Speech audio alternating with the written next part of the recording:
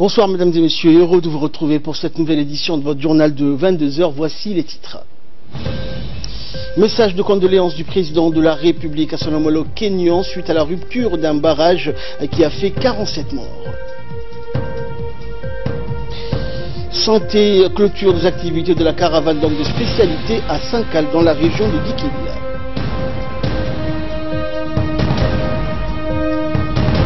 Et dans l'actualité internationale au Proche-Orient, les Palestiniens sont à nouveau mobilisés. Voilà, donc c'était les principaux titres qui vous seront développés dans cette édition. Merci à vous de nous rejoindre. Le président de la République, Ismaël Omar Guelleh, a adressé donc aujourd'hui un message de condoléances au président Uhuru Kenyatta suite à la catastrophe de la rupture d'un barrage donc dans la nuit d'hier qui a causé la mort d'au moins 45 personnes et autant de disparus. Le chef de l'État, Ismaël Omar Guelleh, a exprimé dans son message à son homologue kényan et au peuple kényan toute sa tristesse et sa compassion dans cette circonstance douloureuse, en lui assurant partager sa douleur et celle des familles endeuillées donc par ce drame. Je tiens à vous assurer de toute ma solidarité, celle de mon gouvernement et du peuple djiboutien face à cette terrible épreuve, a conclu son message le président de la République. Et c'est au Kenya, donc dans la vallée du Rift, la rupture du barrage de Soleil a causé la mort d'au moins 47 personnes et plus d'une quarantaine sont portées disparues. Un bilan dramatique qui peut encore évoluer. Toute la nuit, les secouristes ont cherché, aidé des rescapés. Une quarantaine de personnes ont été hospitalisées. Selon la Croix-Rouge kenyane, environ 500 familles ont été touchées. Elle a lancé un appel aux dons.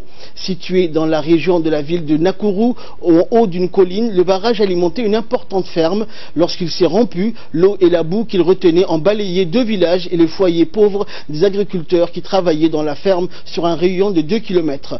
Beaucoup de gens dormaient ou étaient en train de souper au moment du drame. Les recherches vont durer. Cette rupture de barrage vient alourdir le bilan de cette saison des pluies meurtrières qui a commencé en mars au Kenya. Après une période de sécheresse intense au début de l'année, plus de 3,4 millions de personnes étaient en situation d'insécurité alimentaire. Les pluies torrentielles, plus fortes que d'habitude, ont causé inondations et glissements de terrain. Déjà plus de 170 personnes ont trouvé la mort et plus de 225 000 autres ont été déplacées selon le gouvernement. Tout était donc dans les titres de cette édition après son passage à As'ilas dans la localité de Sankal cette fois-ci que le ministre de la Santé, Dr Jamal El-Moukié, s'est rendu pour participer à la cérémonie officielle de clôture des activités de la caravane médico-chirurgicale qui fut lancée le 2 mai dernier dans la région de Dikil.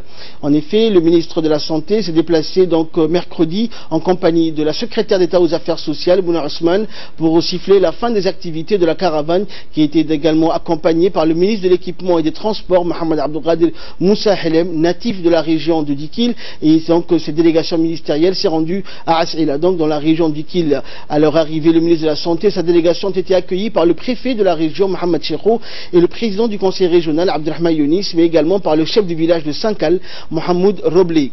Les habitants de cette localité de Sankal et de ses environs ont afflué en masse, réservant un accueil chaleureux à la délégation ministérielle qui s'est donnée à cœur joie dans un bain de foule mémorable. Cette cérémonie de clôture s'est déroulée en présence des élus locaux, des chefs coutumiers ainsi que des notables de la sous-région de Sankal, hommes, femmes et jeunes. Donc ils étaient tous plus d'1 millier, dont certains ont fait le déplacement depuis les localités environnantes pour recevoir avec tous les honneurs le ministre de la Santé et la délégation qui l'accompagne. Des chants et des danses folkloriques ont rythmé la cérémonie qui baignait dans une atmosphère festive aux allures de plébiscite unanime à l'endroit du ministre de la Santé et une manière explicite également et spontanée pour ses habitants de Sankal d'exprimer ainsi leur pleine satisfaction vis-à-vis de cette mission de la caravane qui a soigné et consulté près de 3000 patients en l'espace d'une semaine.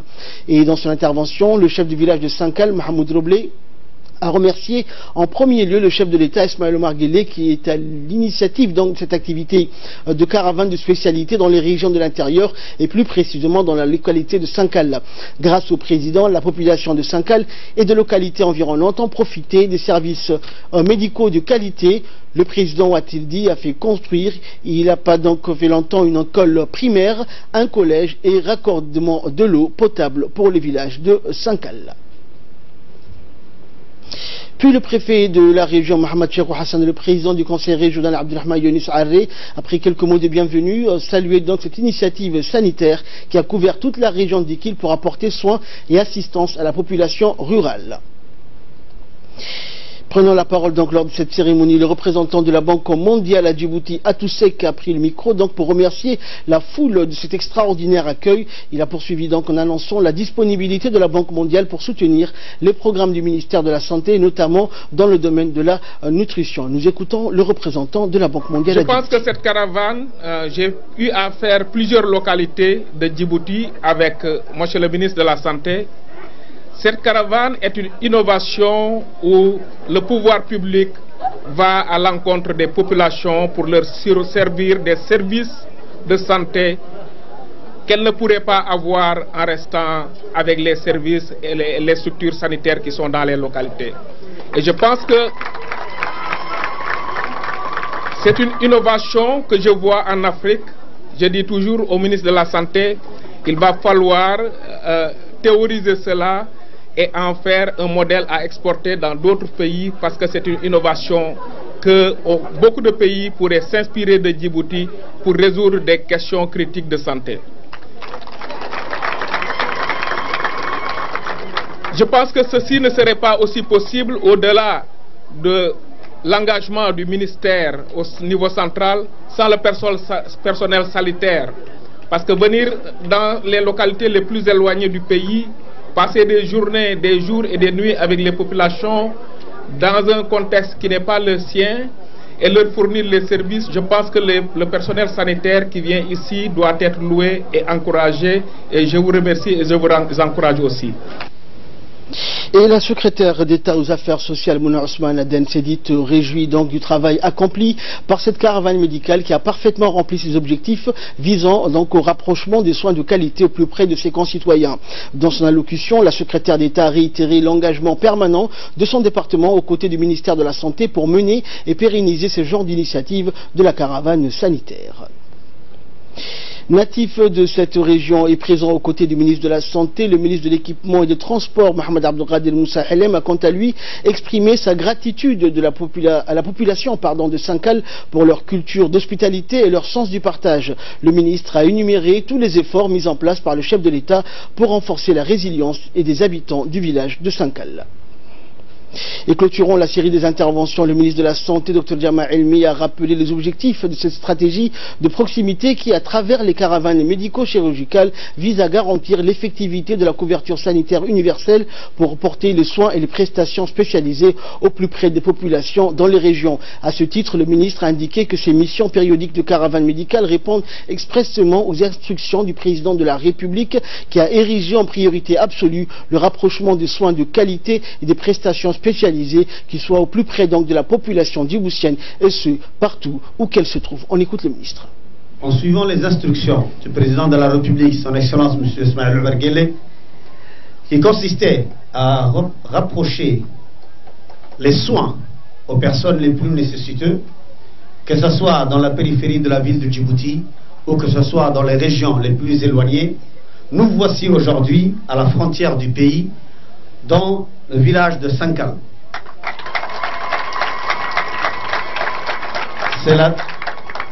C'est la deuxième fois que la caravane médicale, la caravane spécialisée vient ici.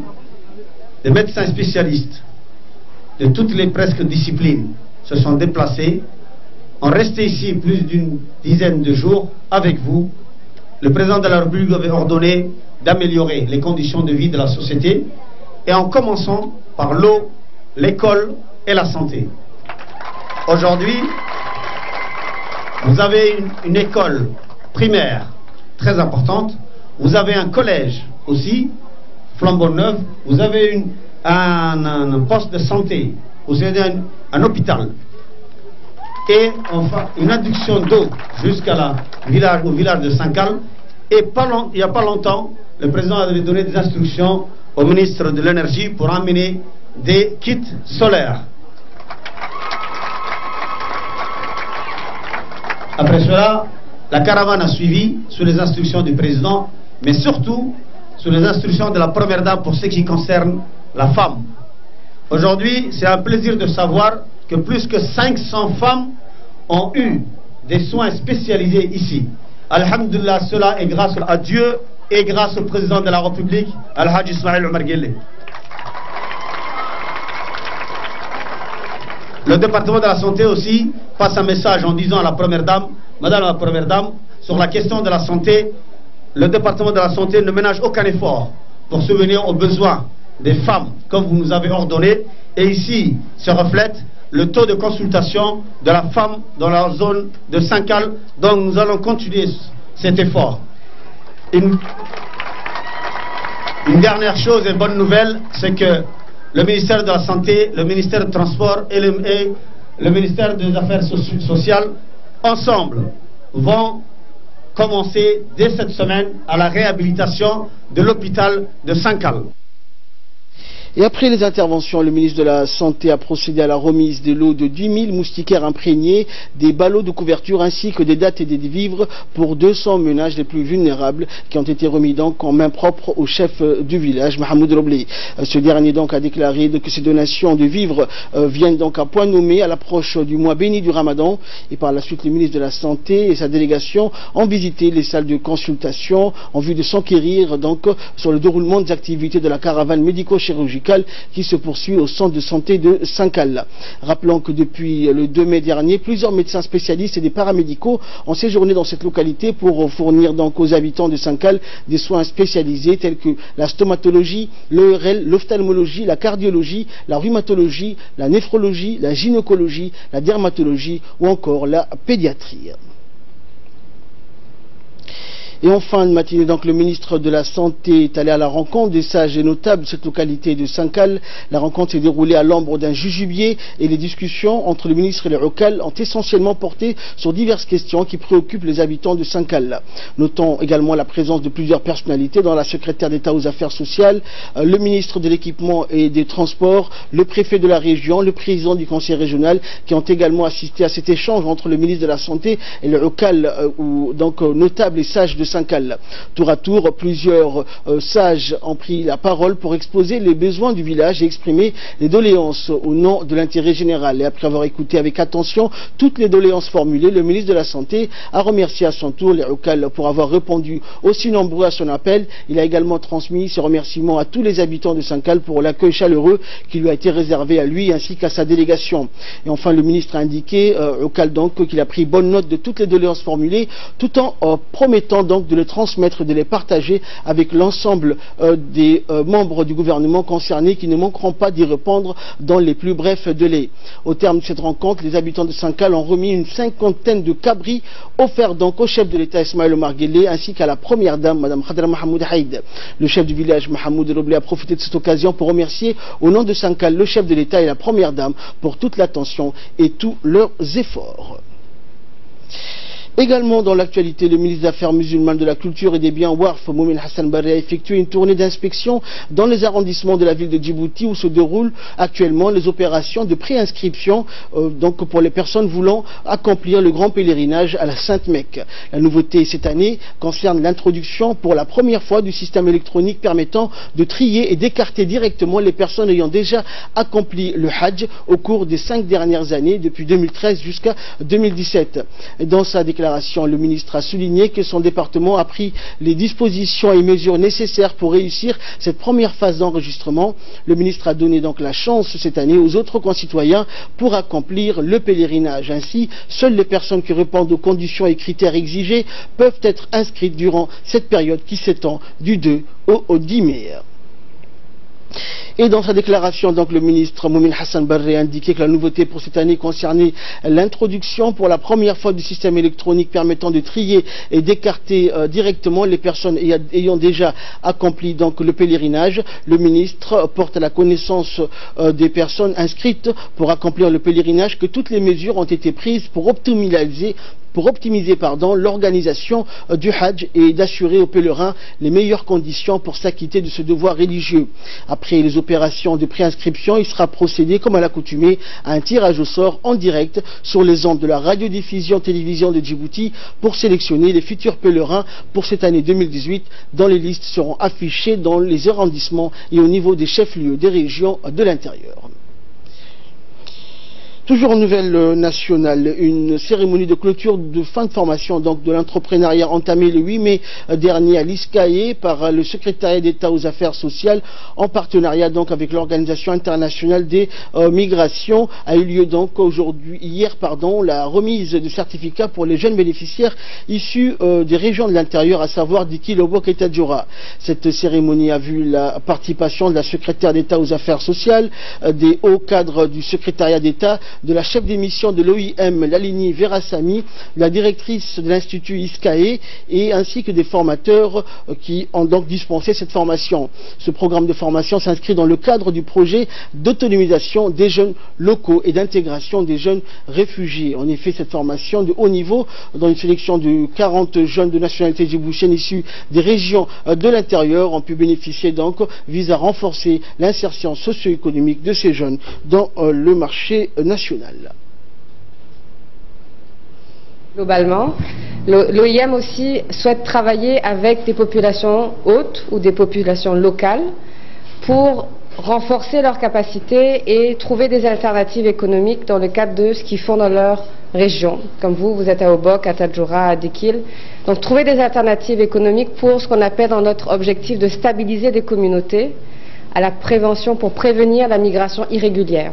Prévenir la migration irrégulière, donc que vous ayez des opportunités aussi chez vous, que vous puissiez trouver quelque part chez vous des opportunités, que vous vous stabilisez chez vous avec des opportunités innovantes.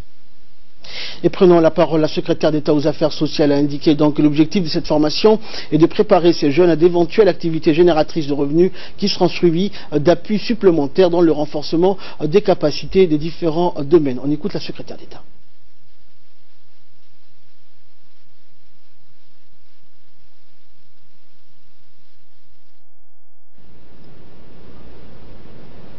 Nous sommes conscients des défis auxquels nous faisons face et la question de l'emploi des jeunes demeure un enjeu majeur de ce début de siècle pour nos pays. Chaque année, des millions de jeunes djiboutiens, diplômés ou non, arrivent sur le marché du travail à la recherche d'emplois décents. Et la fonction publique, principalement pourvoyeuse d'emplois du pays, est saturée et ne peut plus absorber l'ensemble de ces demandes d'emploi. C'est un fait et un constat, donc il faut procéder à autre chose. Cependant, des alternatives sont mises en œuvre depuis quelque temps, notamment à travers la promotion de l'entrepreneuriat, guichet unique pour toute création d'entreprise, exonération d'impôts pour les petites structures pour une période de 3 années, sont autant de facilités pour stimuler et favoriser le climat des affaires à Djibouti, notamment la création des nouvelles entreprises. Le ministre de l'Éducation nationale de la formation professionnelle, Moustapha Mohamed Mahamoud, a présidé la cérémonie officielle de clôture du tournoi sportif scolaire Challenge national de l'année scolaire 2017-2018 hier au stade Omnisport d'Ali Sabié. La cérémonie a vu la participation de plusieurs personnalités, dont notamment le ministre du Travail, chargé de la réforme de l'administration, Hassan Idriss, du préfet et du président du conseil régional, ainsi que de hauts cadres et responsables du MENFOP qui ont largement pris part à cette cérémonie qui a mobilisé également près d'1 millier d'élèves issus de tous les établissements scolaires du moyen et du secondaire. Pris d'assaut par un public d'élèves et de parents, les gradins du stade Omnisport d'Ali Sabié ont vibré avec l'ambiance survoltée des spectateurs qui ont accompagné d'incessants hurrahs chacune des actions chaudes et des buts qui ont été plutôt nombreux dans les différentes disciplines collectives comme le handball, le football, le basketball. Mieux encore, les officiels sont descendus sur le bord de piste d'athlétisme pour ovationner, voire même porter à corps et à cri les jeunes sprinteurs et d'athlètes qui ont tout donné sur les pistes de course. La ferveur et l'enthousiasme de cette belle fête a été partagé parmi la délégation ministérielle et le millier d'élèves accompagnés de leurs enseignants et chefs d'établissement venus de tout le pays. Et c'est dans cette atmosphère déchaînée donc que le ministre de l'Éducation nationale et le reste des officiels ont remis les trophées et les médailles aux lauréats et aux malheureux finalistes des épreuves finales du tournoi de Challenge national. L'occasion également pour le ministre de l'Éducation nationale de rendre hommage à la ville d'Ali Sabié qui a démontré avec force et fierté qu'elle avait amplement mérité le titre de capitale du sport scolaire pour l'année 2018 qui lui a décerné le MENFOP. Et également plusieurs participants sont intervenus à l'issue de cette cérémonie. Nous les écoutons. Le ministre de l'Éducation nationale et de la formation professionnelle, son Excellence M. Moustapha Mohamed Mahmoud, accompagné de son collègue du ministre du Travail, M. Hassan Idriss, ainsi que le préfet et le président du conseil régional, ont clôturé avec les hauts cadres du ministère de l'Éducation la saison sportive 2017-2018 à l'ICBIE. Aujourd'hui, donc, nous avons réuni plus de 800 élèves qui sont venus de 6 régions, de 5 régions de l'intérieur, plus la capitale. Toutes les disciplines ont été représentées, le football, le basketball, le handball, ainsi que l'athlétisme. À cette occasion, le ministre donc a tenu à vraiment féliciter les organisateurs et à remercier les élèves et ainsi que leurs encadreurs, enseignants, conseillers pédagogiques, inspecteurs, chefs d'établissement, tous qui ont permis à cette grande fête, puisqu'il s'agit d'une fête. Le sport scolaire est avant tout une fête et ensuite il a une vocation d'éduquer les citoyens, donc de développer le civisme. Aujourd'hui, la région d'Ali-Sébié a accueilli 800 élèves, comme je le disais tout à l'heure. Ces 800 élèves, vraiment, on les a vus épanouis, on les a vus ravis, on les a vus dans un état de joie vraiment exceptionnel. Et ça, c'est tout à l'honneur du ministère, mais aussi à l'honneur de la région d'Ali-Sébié. Sport toujours dans le cadre du mondial U13 de football en France. Djibouti représente l'Afrique de l'Est et c'est la première fois que l'Afrique de l'Est est qualifiée à cet événement international. Djibouti honore donc toute l'Afrique à l'échiquier international. Dans la journée d'hier, le mondial a débuté par la présentation des équipes. Le drapeau djiboutien a très bien flotté sur la terre bretonne. Nous étions bien accueillis, les enfants sont très contents de découvrir une compétition internationale et le niveau a changé, a déclaré donc un des responsables des équipes djiboutiennes. Le club de la garde républicaine Bari Football Club représente les couleurs nationales. Et en termes de résultats, Djibouti contre l'Allemagne, Djibouti s'est incliné sur un score de 2-0. Russie contre Djibouti, 2-0 également en faveur de la Russie. Et le club breton français contre Djibouti, 1-0 en faveur du club breton français. Et Djibouti a également remporté la victoire contre le Brésil sur 4-0 et donc pour une première participation nous n'étions pas moins bons que les grandes nations de football, a déclaré donc le responsable en question. Sport toujours dans un stade Goulet archi comble mercredi dans l'après-midi. La formation Djibouti Télécom a porté le flambeau de la nation dans le cadre de la Coupe des clubs champions des pays de la Ligue arabe et a disputé son deuxième match de qualification contre une équipe des Comores qui s'est déjà inclinée 3 jours plus tôt face à la Somalie.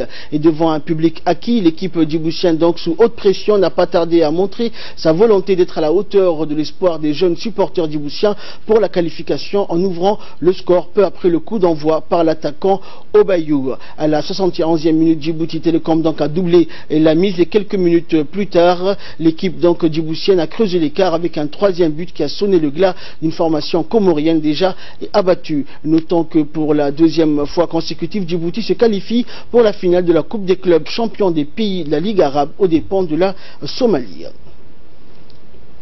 Direction le nord du pays à Tadjoura, notamment dans le cadre de la promotion de la lecture. La région de Tadjoura a organisé la 13e édition du défi lecture avec la participation du CRIPEN et de l'UNICEF. Cette année, 11 écoles ont été sélectionnées. Le concours a porté sur 5 œuvres de 20 contes et à l'issue de plusieurs mois d'entraînement, la première rencontre opposant les écoles de Randa, Adailou, Bolli et Dorra a eu lieu à Randa et la victoire est revenue à l'équipe d'Adailou. La seconde rencontre qui a eu lieu entre Dafo, Kalaf, Sagalou et Adali a été remportée par l'équipe de Sagalou.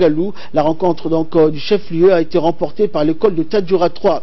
La finale qui a opposé les 3 écoles gagnantes a été finalement remportée par l'école de Sagalou. L'école de Tadjoura 3 a pris la 2e place devant Adailou qui s'est classé 3e. La remise de prix a eu lieu en présence du préfet adjoint Habib Djilani, du vice-président du conseil régional Abdourader Omar, du chef du service de l'éducation.